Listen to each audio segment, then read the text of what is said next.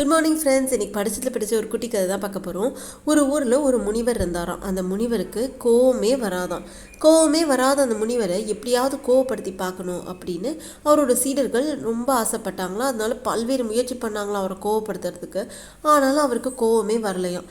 சரின்னு இந்த சீடர்கள்லாம் முடிவு பண்ணி நம்ம அவர்கிட்டே போய் கேட்டுடலாம், எப்படி அவருக்கு கோவமே வராமல் இருக்குது, நம்ம அவர்கிட்டே கேட்கலாம் அப்படின்னு சொல்லிட்டு போய் முனிவர்கிட்ட கேட்டாங்களாம். எப்படி முனிவர், உங்களுக்கு கோவமே வர மாட்டேங்குது, எங்களுக்கு ரொம்ப கோவம் வருது, எப்படி அந்த கோவத்தை அடக்கிறதுன்னு எங்களுக்கு கொஞ்சம் சொல்லிக் கொடுங்க அப்படின்னு கேட்டாங்களாம்.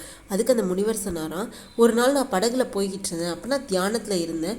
படகுல போயிட்டு இருக்கும்போது வேகமாக இன்னொரு படகு வந்து என் படகை இடிக்கிறத உணர்ந்து ரொம்ப கோவமாக கண்ணை திறந்து பார்த்தேன்.